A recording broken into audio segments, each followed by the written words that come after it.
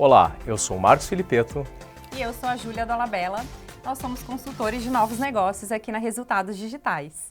No vídeo de hoje, a gente vai falar sobre uma etapa bem importante, que é a etapa de conexão e briefing. Bom, a primeira parte da conexão é você ganhar a confiança do seu cliente.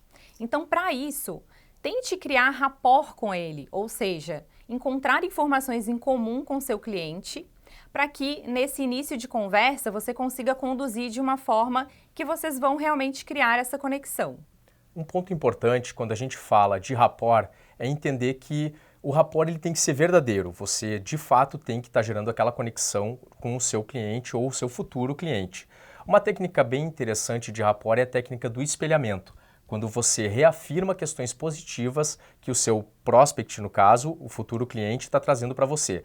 Se ele levanta um ponto positivo do trabalho dele ou de resultados, tente trazer aquilo de volta para o assunto, reafirmando, fazendo com que ele confirme aquele ponto. Dessa forma, ele vai ficar um pouco mais relaxado e mais propício a receber uma informação no momento que você começar a puxar mais informações importantes que você vai precisar para preencher um bom briefing. Preste atenção no seu tom de voz, isso também é muito importante. A gente viu através de algumas pesquisas que as pessoas que têm uma característica que não são nem tão extrovertidas nem tão introvertidas, são os chamados ambiverts, eles acabam saindo na frente.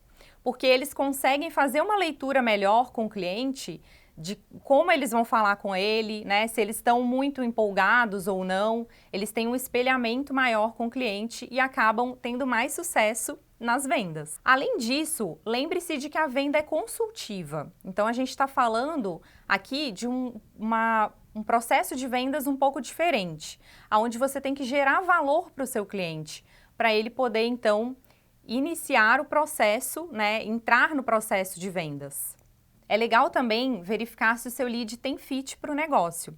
Então, verifique se ele tem as características necessárias para um projeto de inbound, por exemplo, né? Então, tamanho da empresa, o cargo do lead, o faturamento da empresa, muitas vezes, o segmento, isso tudo tem que estar bem alinhado com o que você quer também de perfil de cliente ideal para a sua agência.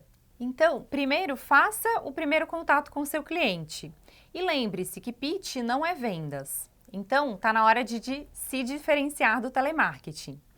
Ao contrário do modelo tradicional do telemarketing, onde o vendedor possui um script com todas as perguntas e possíveis objeções, em inside sales, nessa venda mais consultiva, o objetivo é que o vendedor tenha apenas um guia com o panorama geral da conversa e que ele consiga conduzir essa conversa de acordo com as dores e necessidades de cada lead. Então, não vai ser um pitch pronto que vai fazer com que você consiga vender uma estratégia de inbound para o seu potencial cliente. Preferencialmente, essa etapa de conexão ela deve acontecer via telefone, nunca por e-mail, e também pode seguir as dicas que a gente vai falar a seguir. É importante salientar que um não falado via e-mail é muito mais fácil de dar do que um não presencial ou via telefone. Então, pessoal, é muito importante que a apresentação ela seja simples e curta. Um exemplo bacana é você se apresentar e perguntar como a pessoa está, por exemplo. Olá, Júlia, tudo bem? Eu sou o Marcos da Resultados Digitais. Oi, Marcos, tudo bom? Tudo bem. Eu vi você no On The Road em BH. Você é mineira mesmo? Sou de BH mesmo, participei do evento, gostei bastante. Legal, percebi pelo sotaque, eu adoro BH, estive lá também em alguns eventos, inclusive no On The Road. E eu percebi que estava dando uma olhada no seu site até, que você tem um site interessante, é um hotel, né, que você tem e divulga lá, esse hotel é seu? Sim, é um hotel 3 estrelas, né, eu acabei herdando da minha família, hoje eu que administro. Ele fica no centro, então é um hotel mais voltado para o público de business, né, empresários, pessoas que estão em Belo Horizonte participando de eventos, de congressos, etc. E também eu tenho algumas salas de evento que eu disponibilizo, né, a gente faz ali coffee breaks, reuniões, né, não é muito grande o auditório, mas eu consigo também fazer reservas através deles. Legal, vocês fazem eventos então no hotel, correto? Sim, fazemos pequenos eventos, né? Então a gente tem salas para 20, 30 pessoas, aí a gente gera também receita através dessas reservas. Bacana, eu percebo que eventos é um mercado que está crescendo bastante e os hotéis que disponibilizam isso já conseguem fazer vários links com pacotes de hospedagem e tudo mais. Acho bem legal esse ponto, Júlia. Muitas vezes até a gente disponibiliza as salas gratuitamente, né? Quando a gente vê que é um grupo que vai ficar hospedado no hotel, a gente dá como cortesia para puxar também os clientes para se hospedarem com a gente. Bacana. Júlia, hoje quem é o seu público basicamente? A quem o hotel se destina? Então, o público principal, como eu falei, é voltado para empresários, pessoas envolvidas em negócios, business, né?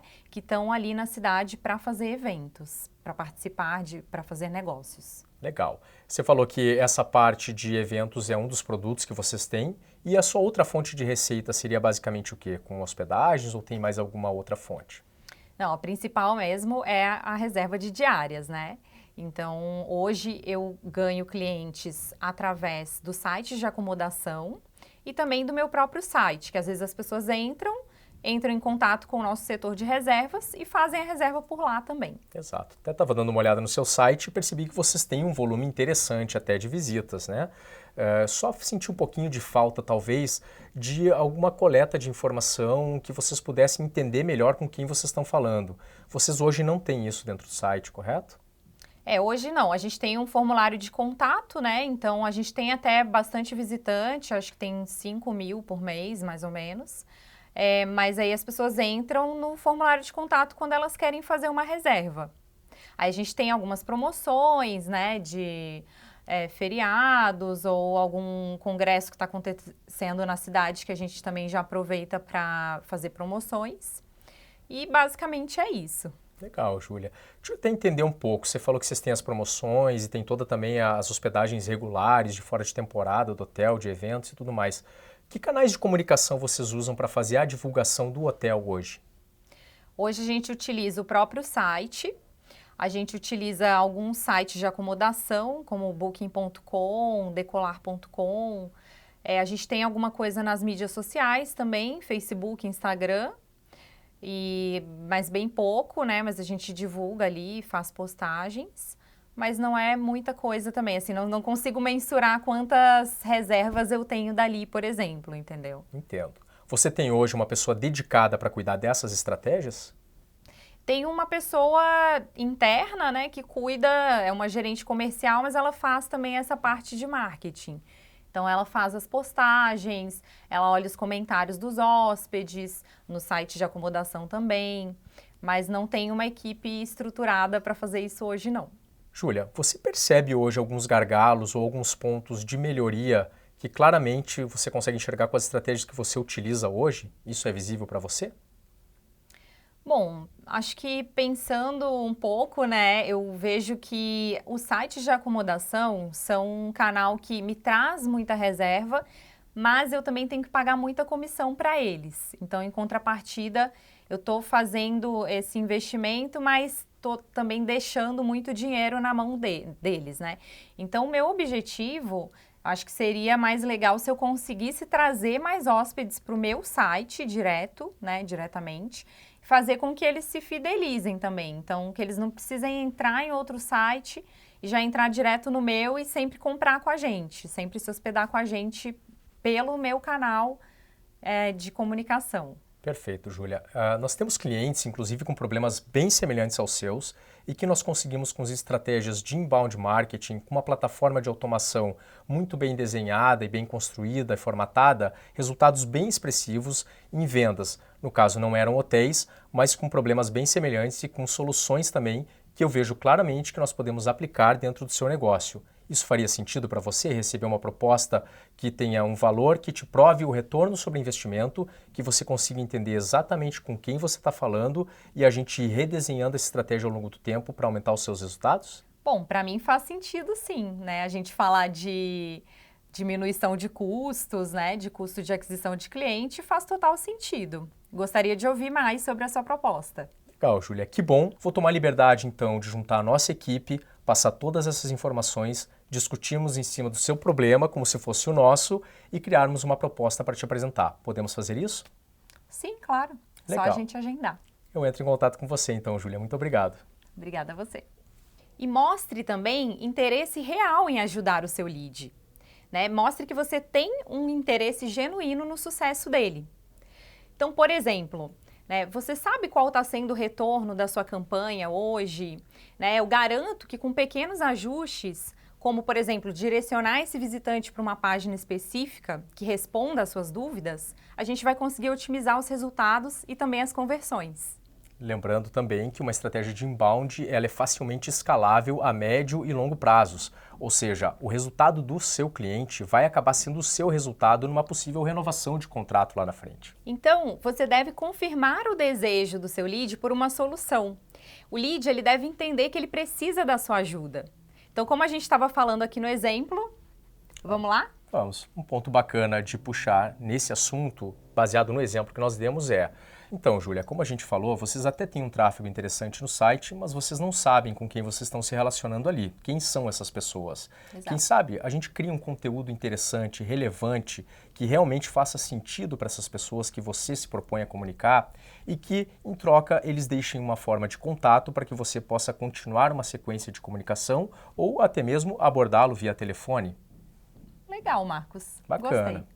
A gente já fez essa estratégia com inúmeros clientes que tinham um caso bem parecido com o seu. Em um deles, por exemplo, nós tivemos um aumento de vendas de 20%. Isso tudo porque nós começamos a entender quem estava dentro do site, quem estava visitando o site do cliente, conseguimos alimentar essa pessoa com informações relevantes, elas de fato viraram oportunidades e depois tivemos um aumento de vendas em 20%, que representou bastante no caixa anual do cliente. Ótimo. Bom, depois dessa conversa inicial, é hora de agendar então a reunião de briefing. E insista na reunião de briefing mesmo que o lead peça um orçamento antes. É muito importante não dar o orçamento antes de realmente criar um diagnóstico para esse cliente, ok? E não se esqueça, utilize as técnicas descritas nos objetivos da conexão para você ir conduzindo a venda e ganhando mais informações e confiança do seu lead. E agora vamos entender por que investir tanto tempo num briefing. Por que a gente tem que investir esse tempo tão precioso na fase de briefing, né? Primeiro, porque você vai entender a real necessidade do seu cliente, fazendo um briefing com ele. Você vai também conseguir elaborar propostas mais assertivas e coerentes com a dor do cliente. Você vai comprovar um resultado que realmente faz sentido para o seu cliente, que seria o retorno do investimento. Você tem maiores chances de fechamento e ainda ganha tempo lá na frente quando a proposta for fechada. Então, a gente chega num ponto que é como elaborar um briefing. Então, primeiro, você deve agendar uma reunião presencial ou via Skype, Hangout, algum tipo de videoconferência. Os briefings encaminhados por e-mail para o prospect, eles correm grandes riscos de virem com respostas incompletas. E aí eles não vão te ajudar o suficiente, não vão te dar essa dimensão que você precisa para depois gerar uma solução para ele. Estude a maturidade do seu prospect antes e adapte o seu roteiro. Então, se você sabe que ele não produz conteúdo e que ele não tem nenhuma página de conversão, não faça perguntas desse tipo. Defina também um objetivo que faça sentido para o seu cliente. Então, por exemplo, o que ele quer alcançar nesse período? Qual que é o norte da empresa para esse ano? Quais são as metas deles? E para facilitar todo esse preenchimento e estrutura de uma composição de um bom briefing, a RD vai disponibilizar uma ferramenta em que você vai seguir uma sequência lógica de preenchimento de informações que serão bem importantes para você compor um bom projeto para o seu prospect e futuro cliente. Nessa segunda fase de preenchimento de um briefing, dentro da ferramenta, nós temos informações como o nome da empresa, o nome do cliente e alguns principais objetivos.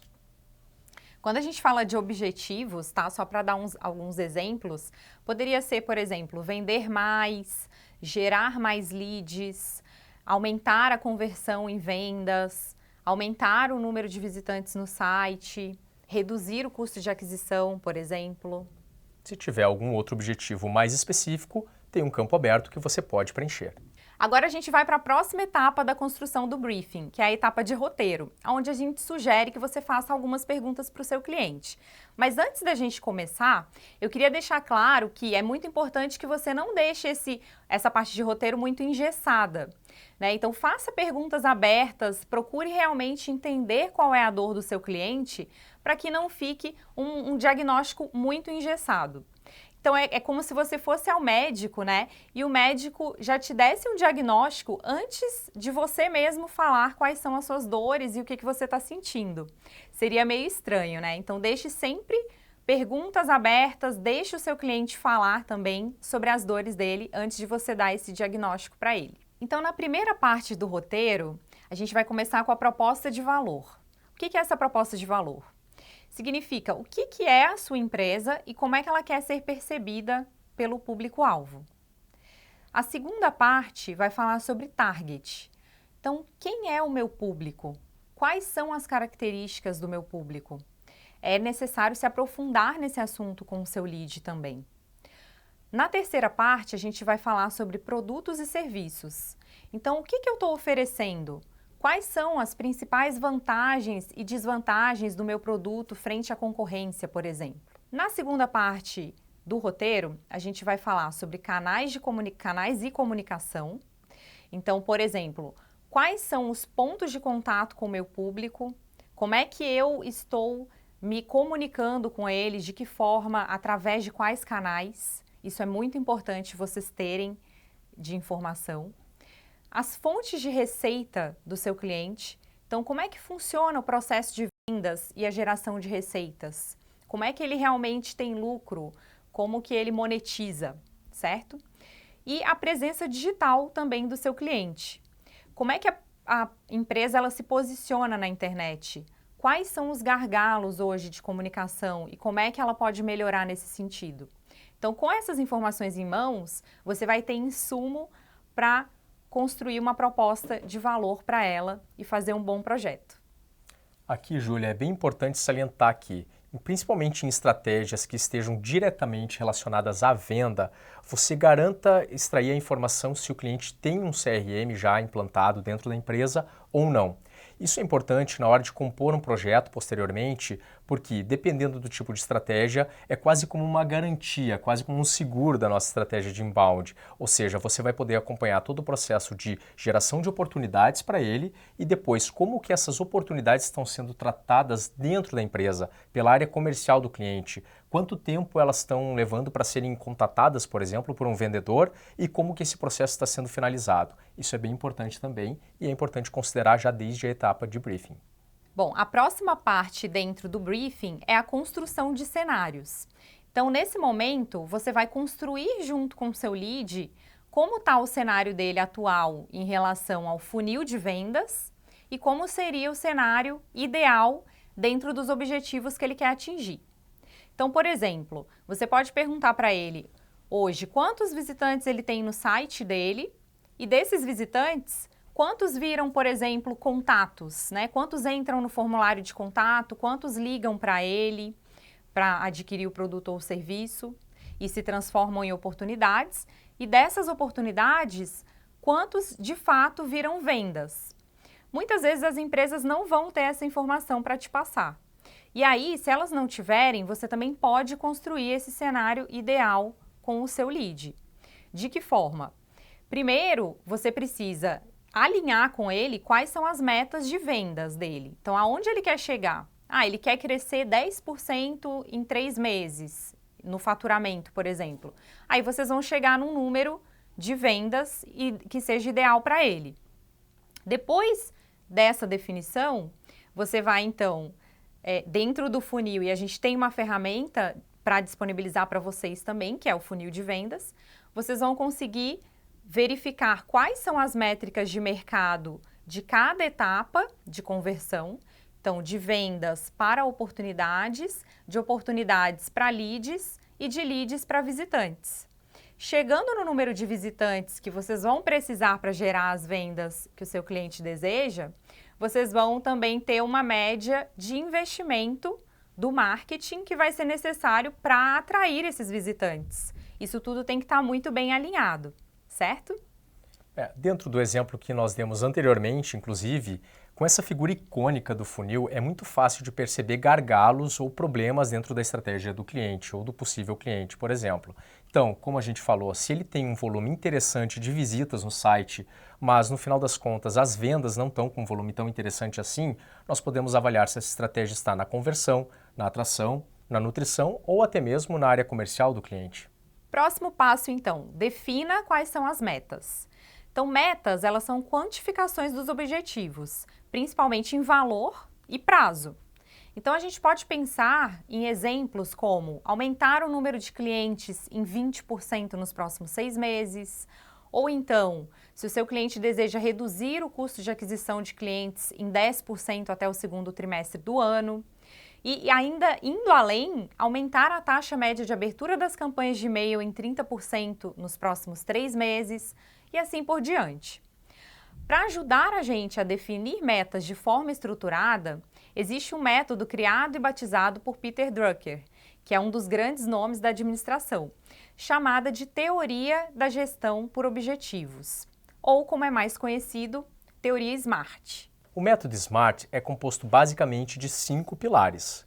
O S de SMART é de Specific, ou seja, a meta precisa obrigatoriamente ser bem específica, clara, sem dupla interpretação, como no exemplo, ter uma receita mensal de X mil reais em 12 meses, ou então aumentar a taxa de abertura dos e-mails em 30% em 3 meses. Ou seja, ela sempre tem o que e quanto tempo isso vai levar para ser feito.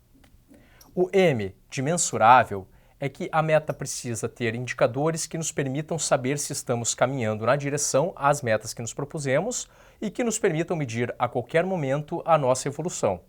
Pode ser um aumento de uma taxa de abertura de e-mails, como falamos, o aumento do número de clientes da empresa, uma redução, por exemplo, num custo de aquisição dos clientes, dentre outros objetivos. A letra A do método SMART é de atingível. Metas podem e devem ser desafiadoras. Isso faz com que saiamos da nossa zona de conforto e possamos superar os nossos limites. Porém, elas não podem ser impossíveis de realizar num período estabelecido.